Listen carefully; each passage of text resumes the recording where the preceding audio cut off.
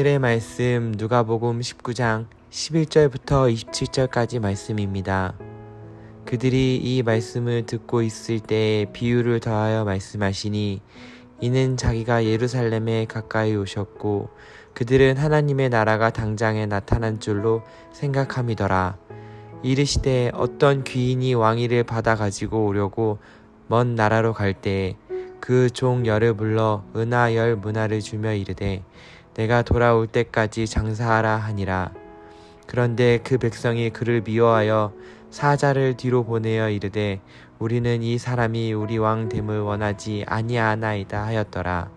귀인이 왕위를 받아 가지고 돌아와서 은하를 준 종들이 각각 어떻게 장사하였는지를 알고자 하여 그들을 부르니 그 첫째가 나와 이르되 주인이여 당신의 한 문화로 10문화를 남겼나이다. 주인이 이르되 잘하였다. 착한 종이여 내가 지극히 작은 것에 충성하였으니 10고을 권세를 차지하라 하고 그 둘째가 와서 이르되 주인이여 당신의 한 문화로 5문화를 만들었나이다. 주인이 그에게도 이르되 너도 5고을을 차지하라 하고 또 한 사람이 와서 이르되 주인이여 보소서 당신의 한 문화가 여기 있나이다. 내가 수건으로 쌓아 두었었나이다. 이는 당신이 엄한 사람인 것을 내가 무서워함이라. 당신은 두지 않는 것을 취하고 심지 않은 것을 거두나이다. 주인이 이르되 악한 종아 내가 내 말로 너를 심판하노니 너는 내가 두지 않을 것을 취하고 심지 않을 것을 거두는 엄한 사람인 줄로 알았느냐. 그러면 어찌하여 내 돈을 은행에 맡기지 아니하였느냐. 그리하였으면 내가 와서 그 이자와 함께 그 돈을 찾았으리라 하고 곁에 섰는 자들에게 이르되 그 한 문화를 빼앗아 10문화 있는 자에게 주라 하니 그들이 이르되 주여 그에게 이미 10문화가 있나이다. 주인이 이르되 내가 너희에게 말하노니 무릇 있는 자가 받겠고 없는 자는 그 있는 것도 빼앗기리라. 그리고 내가 왕 됨을 원하지 아니하던 저 원수들을 이리로 끌어다가 내 앞에서 죽이라 하였느니라. 아멘. 예수님은 우리를 영원한 죽음, 사망에서 건지시는 분이십니다. 생명이 있는 하나님 나라로 인도하시는 구원자이시죠. 하지만 유대인들은 지금 당장 로마 제국의 압제에서 건져줄 군사 지도자를 원하고 있습니다. 예수님이 예루살렘에 가까이 이르자 사람들은 이러한 기대가 더욱 크게 차오릅니다. 예수님은 사람들의 잘못된 기대를 바로잡으시고자 은 10문화 비유를 들려주시는데요. 비유를 통해 하나님 나라가 완성되는 때는 지금 당장이 아니라 예수님이 다시 오시는 때임을 분명하게 가르쳐 주십니다.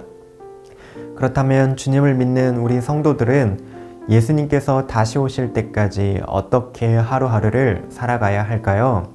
첫째, 성도는 예수님 한 분만을 왕으로 모시며 하나님 나라 백성으로 살아갑니다. 10문화 비유에 등장하는 인물은 세 부류입니다.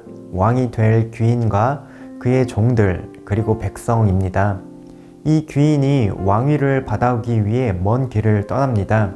이 모습은 예수님의 부활과 승천을 암시하는 표현이죠.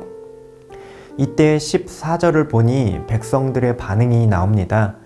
그런데 그 백성이 그를 미워하여 사자를 뒤로 보내어 이르되 우리는 이 사람이 우리의 왕됨을 원하지 아니하나이다 하였더라. 백성들이 왕을 미워하고 왕됨을 원치 않는 까닭은 무엇으로 유추해 볼 수 있을까요? 왕 대신 다른 것을 사랑하고 다른 것으로 왕으로 삼았기 때문입니다. 우리는 이것을 우상이라 부릅니다. 팀 켈러 목사님이 쓰신 내가 만든 신이라는 책에는 우리가 하나님 자리에 만들어낼 수 있는 신, 우상에 대해서 가르쳐주고 있습니다.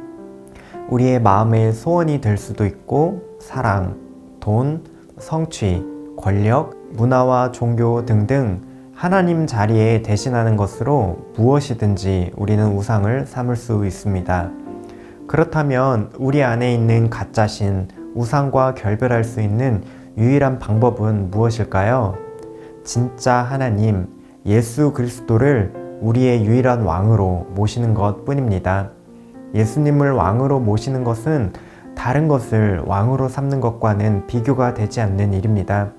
예수님은 어떠한 왕이신가요? 우리를 위해 자신의 생명을 주신 참 사랑의 왕이십니다. 우리에게 하나님 나라를 선물로 주시는 가장 부유한 왕이십니다.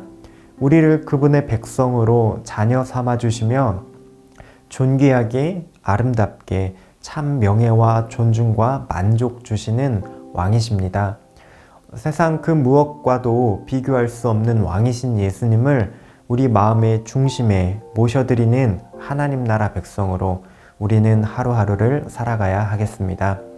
둘째, 우리는 왕이 다시 오실 때까지 주어진 사명에 충성을 다해야 합니다.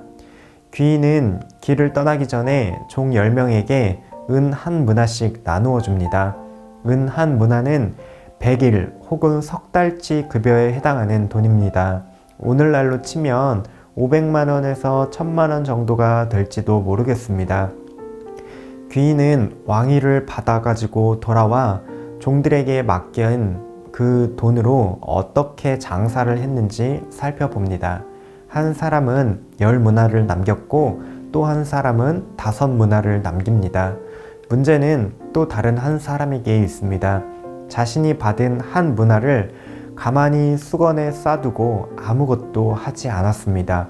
그에게는 어떤 문제가 있을까요? 21절에 이 종이 하는 변명이 나옵니다.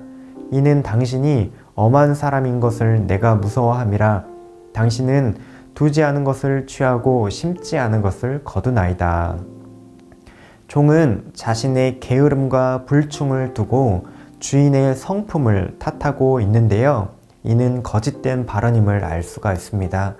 종은 주인을 두고 있지도 않은 돈을 가져오라고 하는 악한 주인이라고 폄하합니다. 주인은 자신의 것을 종에게 맡겼습니다. 결과야 어떻든지 종들에게 바란 것은 주인에게 충성을 다하길 바랐을 뿐입니다. 악한 것은 주인이 아니라 종 자신입니다. 또한 종이 주인을 무서워했다는 말도 거짓입니다. 주인은 말합니다. 진짜 종이 주인을 무서워했다면 은행에라도 맡겨서 이자를 받았을 것이라고 말이죠. 종은 주인이 맡겨준 사명에 아무런 관심도 없는 악하고 게으른 자입니다. 귀인이 종들에게 문화를 맡긴 것처럼 우리 주님은 교회에게 사명을 맡겨주셨습니다. 이 사명은 모두에게 공평한 기회로 주셨습니다. 주님은 교회에게 주님의 것, 하늘의 은사를 선물로 주셨지요. 가장 높으신 왕께서 우리를 종으로 불러주시고 사명 주시고 그 사명 감당할 은사도 주셨습니다. 이 모든 것이 은혜가 아닐 수 없습니다. 우리는 한 문화를 수건에 싸둔 종과는 달라야 합니다. 결과는 우리의 손에 있지 않습니다. 어떤 사람은 10배를 거두기도 하고 어떤 사람은 5배를 남기기도 합니다. 그러나 주님께서 보시는 것은 얼마만큼의 결과를 거두었는지가 아니라 주님이 맡겨주신 사명에 충성을 다했는지 그 중심을 보십니다. 우리는 예수님을 왕으로 모시는 하나님 나라의 백성입니다. 주님이 다시 오셔서 그 나라 완성할 때까지 우리에게는 맡겨진 사명이 있습니다. 그것을 감당할 은사도 하나님께서 각자에게 부어주셨습니다. 주님 다시 오실 때까지 하루하루 주어진 일상, 주어진 사명에 최선을 다하는 성도가 됩시다. 주님이 우리를 착하고 충성된 종이라 칭찬하실 것입니다. 말씀 기억하시면서 함께 기도하시겠습니다. 우리 마음에 우상을 내려놓고 예수님 한 분을 사랑하고 한 분을 왕으로 모시는 백성 되게 하옵소서. 왕께서 다시 오실 때까지 맡겨주신 사명에 충성하는 교회 되게 하옵소서. 오늘도 주신 은혜로 최선을 다해 하루를 살아가는 우리 모든 성도님들 되시면 좋겠습니다.